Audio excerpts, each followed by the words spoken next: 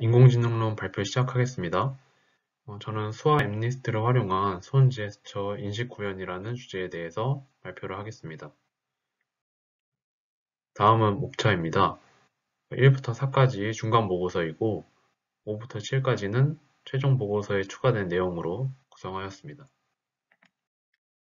손 제스처 인식 기술은 크게 세 가지를 기반으로 연구가 되고 있습니다. 첫 번째는 컨벡스 홀 알고리즘을 활용한 기술입니다.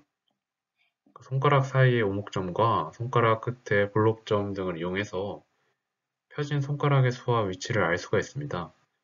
두 번째는 마커 기술인데 장갑이나 반지 등을 끼우고 색 성분을 이용해서 손 자세를 인식하는 기법입니다.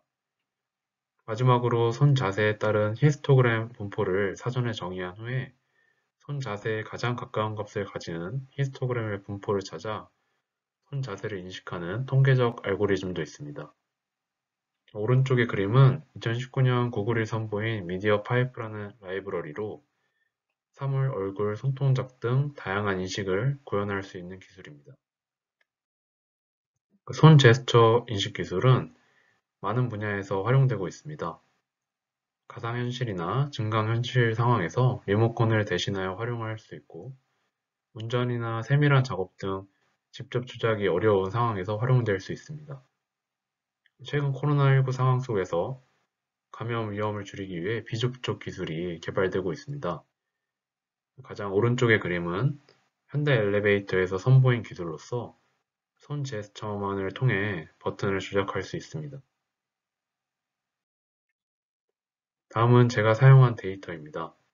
저는 캐글의 수화 앱리스트를 활용하였습니다. 전처리 과정이 비교적 간단하고 손동작에 대한 다양한 사진 자료가 있어서 선택하게 되었습니다. 다음은 적응 기법과 모델에 대해서 설명하겠습니다. 저는 주피터 노트북을 사용해서 작업을 하였습니다. 일단 엑셀에 있는 훈련 데이터와 테스트 데이터를 불러오고 데이터 전처리 과정을 수행하였습니다. 먼저 사이클런의 이진화 라이브러리를 통해서 데이터들을 이진화 시켰습니다. 그 다음 사이클런의 트레인 테스트 스플릿 기법을 통해서 테스트 데이터 30% 정도 설정을 해준 뒤 이미지를 0에서 1 사이로 스케일링을 해주고 이미지 크기를 28 곱하기 28로 조정하였습니다. 적용 모델은 다음과 같습니다. 컨볼루션의 필터는 64개로 사용하였고 커널 사이즈는 3 곱하기 3으로 적용을 했습니다. 컨볼루션 층마다 맥스 플레잉을 해주었고 활성화 함수는 렐로 함수를 사용하였습니다. 다중분류 문제이기 때문에 마지막 덴스 레이어에서의 아웃풋에는 소프트맥스 함수를 이용하여 처리하였습니다. 모델을 적용한 결과 최종적으로 파라미터는 한 86,000개 정도로 구성이 되어 있습니다. 에포크는 한 10회 정도만 돌려도 정확도가 꽤 정확하게 나왔습니다. 결과를 보시면 테스트 애큐러시가 0.98로 꽤 높다는 것을 알 수가 있습니다.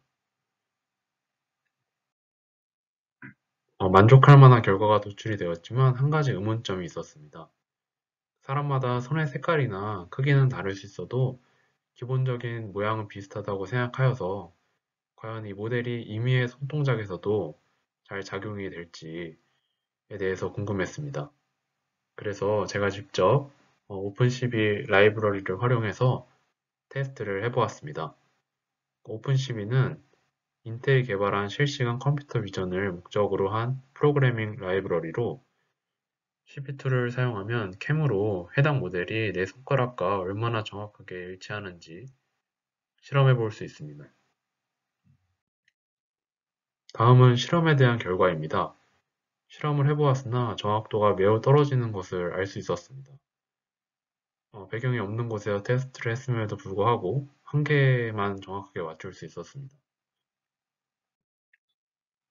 캐글 데이터 손 제스처 모델의 테스트 데이터는 98%에 가까운 정확도를 나타냈음에도 불구하고 제 손가락으로 직접 테스트 해보았을 때는 하나의 데이터만 맞출 수 있었던 이유에 대해서 두 가지 정도로 생각해 보았습니다.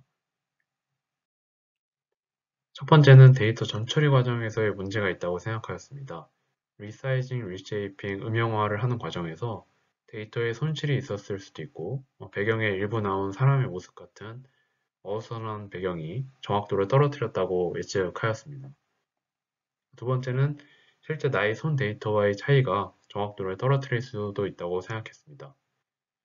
그 전처리 과정에서 개선해야 될 점에 대해서는 생각이 안 나서 저는 실제 제 손 데이터를 수집하여서 확인을 해보는 두 번째 방법을 간단하게 적용을 해보았습니다. 오픈CV 라이브러리를 사용해서 손 제스처를 직접 수집을 하였습니다. 간단하게 0과 1, 두 가지로만 좀 적용을 해보았습니다. 주먹이 0이고 손가락 하나를 1로 설정을 하여서 이진 분류를 수행하였습니다. 첫 번째 제스처 트레인 테스트 데이터를 수집을 하고 두 번째 제스처의 그 트레인 테스트 데이터를 수집하는 방식으로 이렇게 진행을 했습니다. 그 파란 박스 밑에 나오는 숫자가 저장되고 있는 사진의 개수입니다. 트레인과 테스트 데이터의 비율은 3대1 정도 어림잡아 수집을 하였습니다.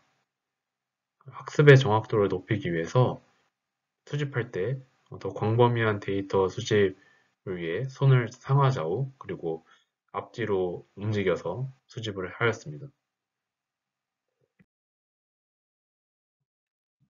이렇게 수집이 된 데이터는 0과 1로 구성된 폴더에 저장이 되고 각각 트레인 데이터와 테스트 데이터로 오른쪽과 같은 다양한 사진이 담기게 됩니다. 그렇지만 제가 많은 데이터를 직접 생성하는 데 한계가 있기 때문에 데이터 증강이라는 기법을 사용해 보았습니다. 데이터 증강이란 기계 학습을 위해서 새로운 데이터를 첨가하거나 수를 늘리는 기법입니다. 데이터가 적으면 오버피팅이 되거나 학습이 제대로 안 되는 경우가 있습니다. 데이터 증강 방식은 훈련 데이터에만 사용하였고 데이터 증강 방법에는 여러 가지가 있지만 저는 두 가지 방법을 사용해 보았습니다. 그림을 상하좌우로 움직여서 증강시키거나 왼쪽 오른쪽으로 뒤집어서 증강시켰습니다.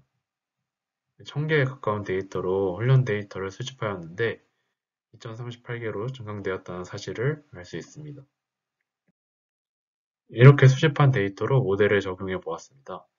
앞서 수화 엠니스트와의 비교를 위해서 적용 기법은 유사하게 적용하였으나 바이너리 분류이기 때문에 소프트맥스 대신 시그모이드를 사용하였고 손실함수도 바이너리 크로스 엔트로피를 사용하였습니다. 다음은 적용한 모델의 결과에 대한 정보입니다. 테스트 애큐러시가 94% 정도로 꽤 높다는 것을 알 수 있습니다. 해당 모델을 저장해서 최종 결과를 확인해 보았습니다. 네, 최종 모델을 바탕으로 캠을 열어서 정확성이 높은지 평가해 보았습니다. 파란 박스 내에서 빠르게 움직일 때와 오른쪽 위 방향이 있을 때 살짝 정확도가 떨어졌으나 비교적 정확하게 작동한다는 사실을 알 수가 있습니다.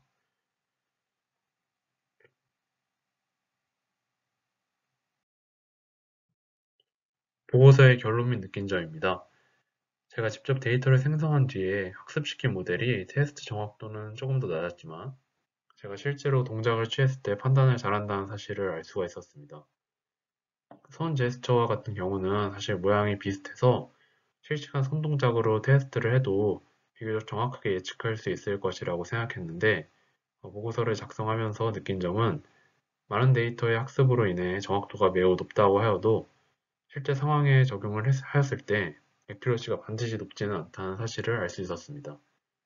그 손 제스처의 인식 기능이 개인뿐만 아니라 다수를 대상으로도 완벽한 정확도를 나타내도록 하는데 학습시키는 과정이 쉽지 않다고 느꼈습니다. 이와 더불어서 주변 배경이나 데이터 손실을 최소화하고 데이터를 모델에 최적화될 수 있도록 전처리하는 과정이 매우 중요하다는 사실도 알았습니다. 같은 배경과 똑같은 장소, 같은 사람에서 나온 데이터를 분리시켰을 때는 학습이 비교적 잘 되지만 환경이 조금만 달라져도 모델이 작동을 잘 하지는 않았습니다. 이상 발표 마치겠습니다. 감사합니다.